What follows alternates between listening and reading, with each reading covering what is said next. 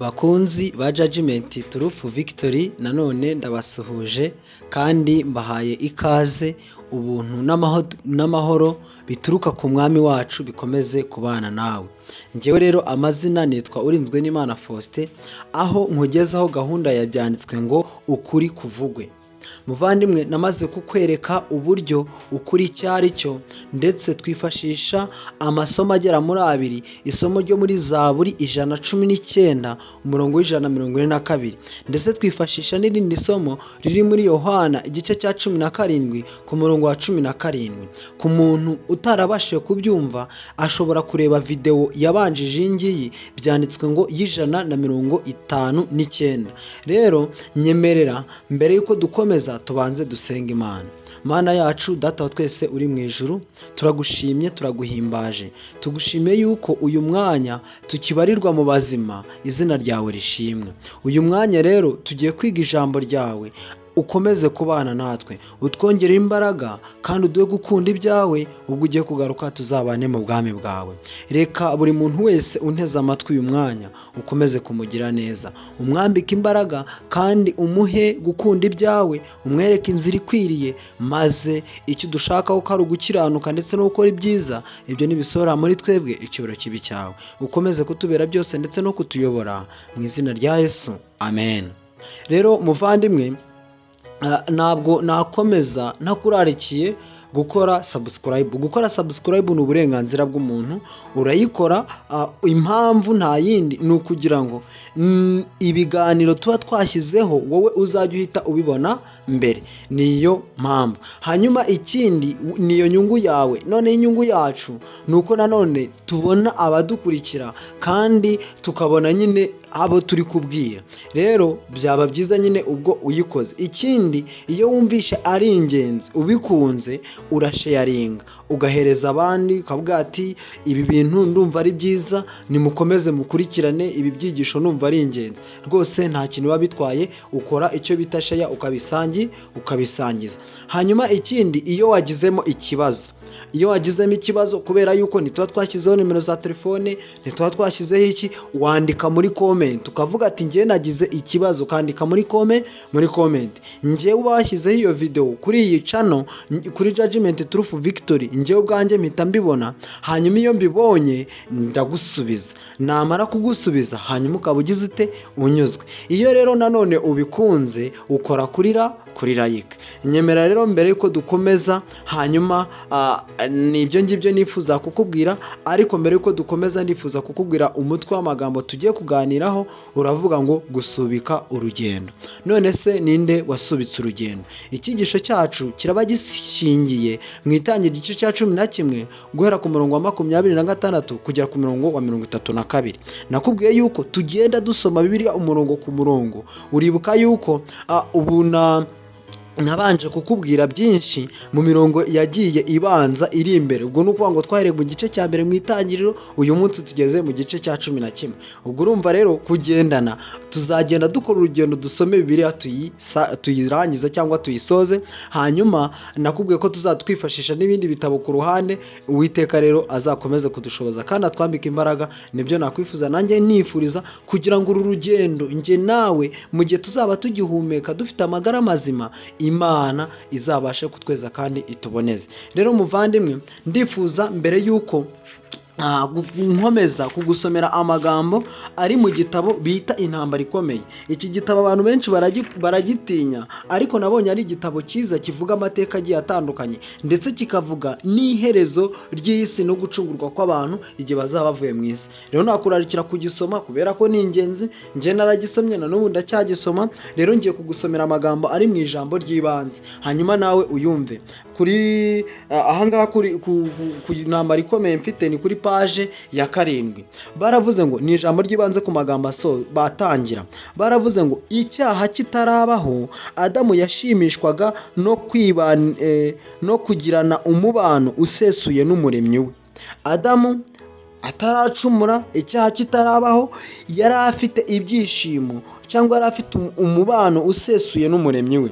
Ariko guhera igihe umuntu yitandukanije n'Imana kubw'igicumuro, ikiremwa muntu cyabuze ayo mahirwe atangaje.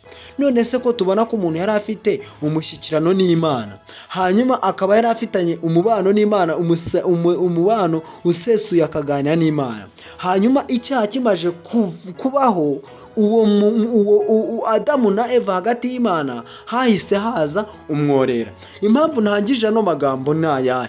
Ni uko tugiye guhera ku by'agakiza, uburyo Imana yatoranyije Aburahamu.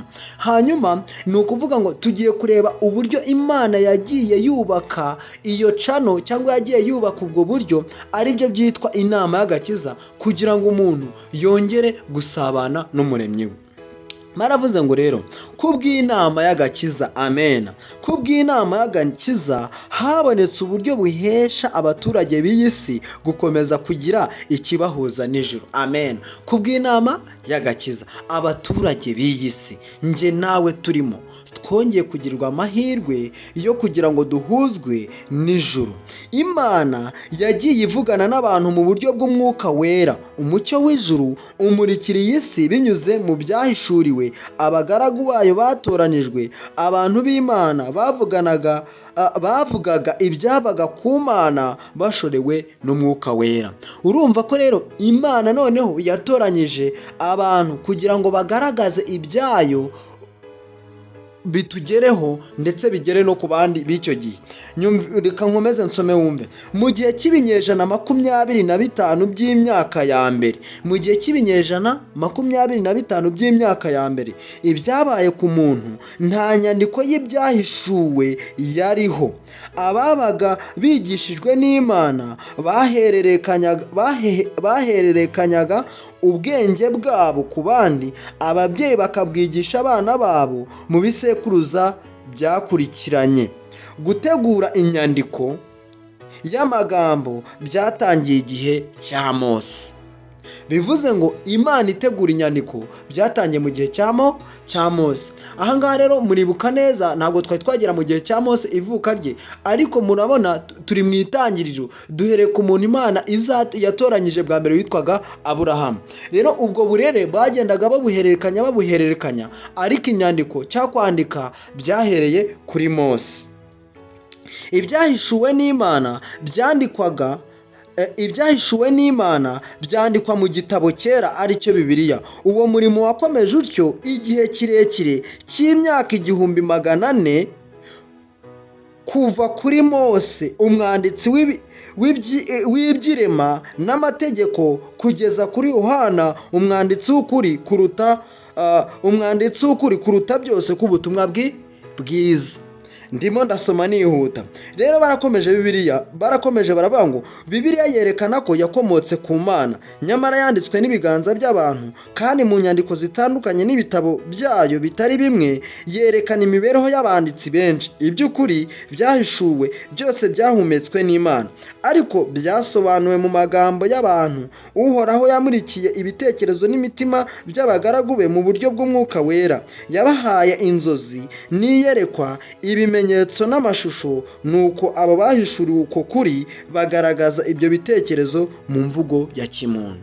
Rero muvandimwe, urumva ko ahangaha inyandiko zahereye kuri Mose wavuze ibyirema avuga iby'amategeko, noneho hakurikiraho n'abantu bavuze ubutumwa bwiza ndetse n'abandi. Ubwo impamvu umwanditsi Ellen White yashyizemo Yohana, ni uko Yohana mu banditsi w'ubutumwa bwiza ari we washoje, niwe wa nyuma. Rero bivuze ngo ahangaha Imana yakomeje kugena n'ijambo ryayo. Hanyuma umva ikintu umuntu atigeze yandika. Baravuze ngo amategeko 10 yavuzwe n'Imana ubwayo, kandi yanditswe n'ikiganza cyayo bwite, n'ayisumba byose, ntabwo ari imvugo y'umuntu. Rero muvandimwe, urumva ko amategeko y'Imana yanditswe n'Imana ubwayo, ariko ibindi Imana yahishuriraga abagaragu bayo bakabivuga mu buryo bwa kimuntu. Noneho Bibiliya igirana isano n'umuntu nk'uko Kristo afitanye isano n'umuntu. Urumva ko rero Imana yaradukunze. None rero Imana itangiye gutoranya, yatoranyije Aburahamu.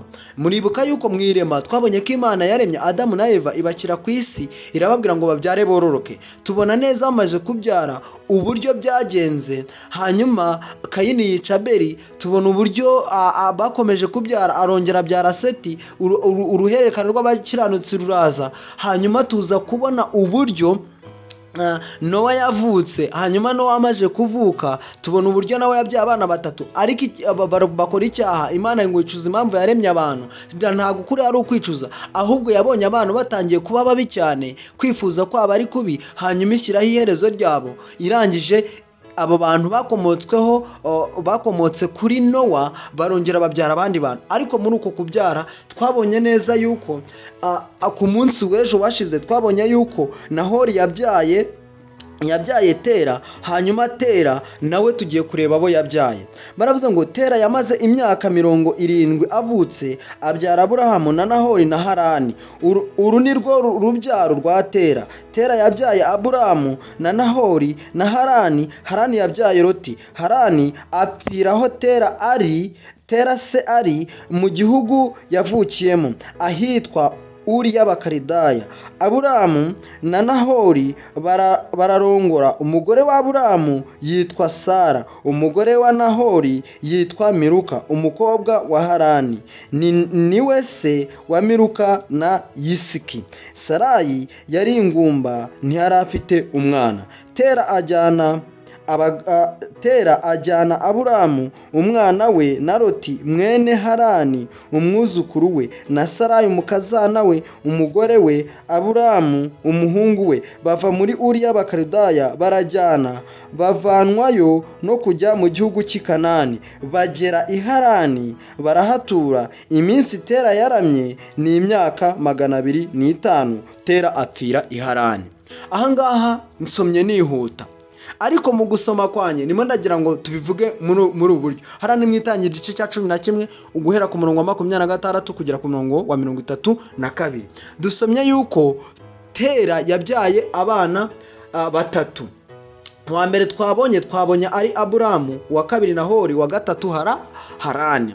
Hanyuma tuza kubona bafashe urugendo, ariko birangira urugendo rwabo rusubikiwe i Harani. Hanyuma rusubikwa uwo Tera amaje kuhapfira. Noneho amaze kuhapfira nyine rumvikana ubwo, kubera yuko yarahagurukanye na Harani, kandi bari bagiye i Kanani, hasigara Aburahamu ndetse na Loti. Hanyuma nabo baba bari aho ngaho. Ku munsi rero w'ejo, kubera yuko ndinyuzaho buri munsi, tuzareba uburyo Aburahamu yahagurutse n'isezerano yari afite. Dore yuko bari basubitse urugendo, ise yari abavanye muri Uri y'Abakaridaya aberekeje i Kanani, ariko birangira bagumye i Harani. Hanyuma muzajya mubona amazina menshi yitirirwa amazina y'abantu b'icyo gihe. Ni urugero nko mu Rwanda hari amazina yagendaga yitirirwa abantu bitewe n'uko abantu bari bake, noneho umuntu akabyara abana akamugabira ahantu akagenda akahatura, aho hantu hakitwa icyo gihugu, hanyuma akahitirirwa. Rero no muri Bibiliya niko bimeze. Rero dutangiye tubona uburyo Imana yari ihagurukije Tera agiye i Kanani, ariko i Kanani ntiyagerayo, apfira i Harani. Hanyuma tuzareba ejo ese Aburahamu ko yahagurutse akagenda. Kandi tubonye ko nanone Aburahamu yari afite umugore witwaga Sarayi, ariko akaba atabyara. Uwo ni Aburahamu. Hanyuma ubwo ngubwo tuzagenda tureba, kubera ko nababwiye ko tugenda dusoma umurongo ku murongo. Reka mwifurize kugubwa neza. Uwiteka akomeze kukuragira ndetse no kukurinda, akurinde mu majya n'amaza, aguha imbaraga kugira ngo ibyo tuzakora byose tuzagendanye. Nyemerera dusenga Imana. Mana yacu, Data wa twese, turagushimye, turaguhimbaje, izina ryawe rishimwe. Tugushimiye yuko wemeye ko inyandiko yandikwa ihereye kuri Mose ikagera kuri Yohana. Ni ukuri izina ryawe rishimwe. Mu myaka 400, 1400, turabona ko wakoze umurimo ukomeye uwukoresheje abana bawe. Natwe muri iki gihe turagusaba tukwinginga kugira ukomeze kubana natwe, kandi ibyanditswe byawe byera bikomeze kuba mu mitima yacu. Ude kugena nawe ijambo ku ijambo, inyuguti ku nyuguti, kandi uduhe kugendera mu buntu bwawe nk'uko abagaragu bawe babigendeyemo, nugaruka tuzabane mu bwami bwawe. Abafite ibibazo mbagushyize mu biganza, abaruhijwe n'isi bose ukomeze kubana nabo, byose bisabye nizeye, kandi ko ubitanga byose biri mu biganza byawe, bisabye nizeye mu izina rya Yesu, amen.